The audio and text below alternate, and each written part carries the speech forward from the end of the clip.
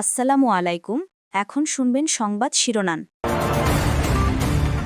এবার হরমুজ প্রণালীতে ইরানি নৌযান লক্ষ্য করে ব্যাপক বোমা বর্ষণ। পাল্টা জবাবে ইসরায়েলের হাইফা বন্দরের জ্বালানি স্থাপনাগুলোতে মিসাইল ছুড়ছে তেহরান। কাল বসছে ত্রয়োদশ জাতীয় সংসদের প্রথম অধিবেশন। ঢালাও সমর্থন আর বিরোধিতার পরিবর্তে গঠনমূলক সমালোচনা নিশ্চিত হবে আইনের শাসন, প্রত্যাশা বিশ্লেষকদের। ঈদ যাত্রার জন্য প্রস্তুত হচ্ছে গণপরিবহন। অতিরিক্ত ভাড়া আদায়ের শঙ্কায় যাত্রীরা, জ্বালানি সংকটে বেড়েছে দুশ্চিন্তা।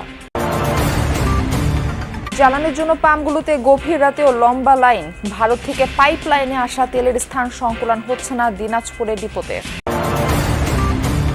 চট্টগ্রামে ব্যবসায়ীর বাসায় প্রকাশ্যে গুলির ঘটনায় শীর্ষ সন্ত্রাসী বড় সাজ্জাদের সহযোগী ইমন সহ ৩ জন গ্রেফতার।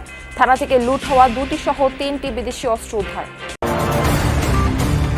অর্থবছরের প্রথম ৭ মাসে নতুন কোনো ঋণের প্রতিশ্রুতি দেয়নি কয়েকটি দেশ। রাজস্ব আদায় না বাড়লে ঋণ নবায়ন ঝুঁকির আশঙ্কা অর্থনীতিবিদদের।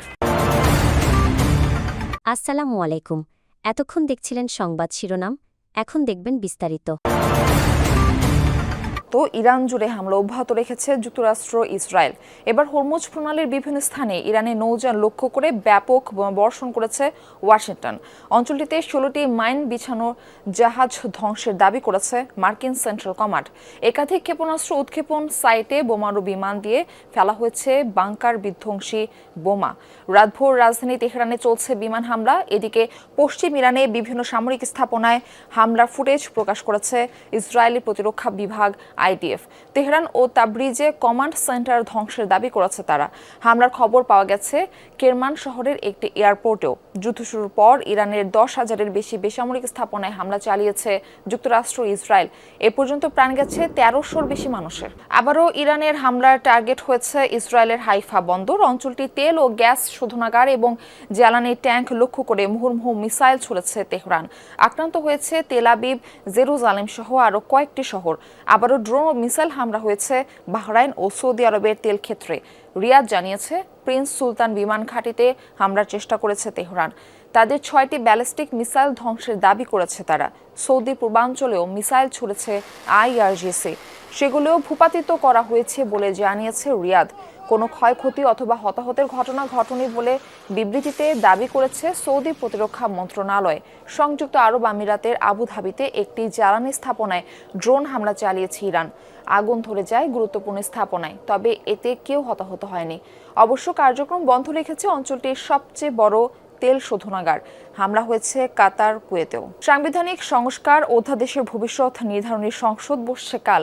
জনমানুষের ভোটে নির্বাচিত এবারের সংসদ নানান কারণে গুরুত্বপূর্ণ বলছেন নাগরিক ও বিশ্লেষকরা। ঢালাওভাবে সমর্থন বা বিরোধিতার বদলে গঠনমূলক সমালোচনা করবেন এমপিরা।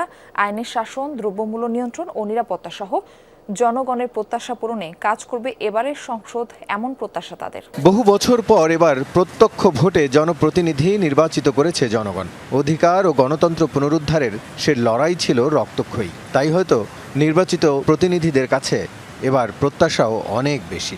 ক্ষমতার চর্চা নয়, মানব সেবার শক্তিশালী কাঠামো তৈরিতে কাজ করবেন সংসদ সদস্যরা, আশা সাধারণ মানুষের। আশা আকাঙ্ক্ষা নিয়ে আমরা ওনাদেরকে নির্বাচিত করেছি। জুলাই অভ্যুত্থান পরবর্তী সময়ে সংস্কারের দাবি দেওয়া ছিল অনেক। স্বৈরতন্ত্র ঠেকানো, আইনের শাসন প্রতিষ্ঠা সহ বিভিন্ন দাবিতে গঠিত হয় সংস্কার কমিশন। খাতওয়ারি আমূল পরিবর্তনের সুপারিশ করেন অভিজ্ঞরা। সেসব সুপারিশ তথা সংস্কার প্রস্তাবের ভবিষ্যৎ নির্ধারিত হবে বর্তমান সংসদের হাত ধরে। ফলে নতুন সংসদের গুরুত্ব অনেক বেশি। ঈদ উল ফিতর সামনে রেখে প্রস্তুত হচ্ছে গণপরিবহন। বাস, ট্রেন, লঞ্চে চলছে শেষ মুহূর্তের প্রস্তুতি। ব্যবসার পাশাপাশি যাত্রী সেবা নিশ্চিত করার কথা বলছেন পরিবহন সংশ্লিষ্টরা। যদিও ঈদের সময় অতিরিক্ত ভাড়া আদায়ের আশঙ্কা রয়েছে যাত্রীদের। নতুন করে ভাবনার জায়গা রয়েছে জ্বালানি ইস্যু। বহুদিন হলো এতখানি যত্ন পায়নি উত্তরাঞ্চলের পথে আসা যাওয়া করা এই বাস। সামনে ঈদ যাত্রা, তাই দৃষ্টিনন্দন সাজে প্রস্তুত করার সর্বোচ্চ চেষ্টা শ্রমিকদের। সপ্তাহখানেকের ছুটি মিলবে ঈদ উপলক্ষে। যাত্রী সেবা দিতে প্রস্তুত হচ্ছে রাজধানী থেকে দেশের বিভিন্ন রুটে চলাচল করা দূরপাল্লার বাসগুলো। সবার প্রত্যাশা যাত্রা হবে আনন্দমুখর। তবে পরিবহন মালিকদের নতুন চিন্তা জ্বালানি ইস্যু।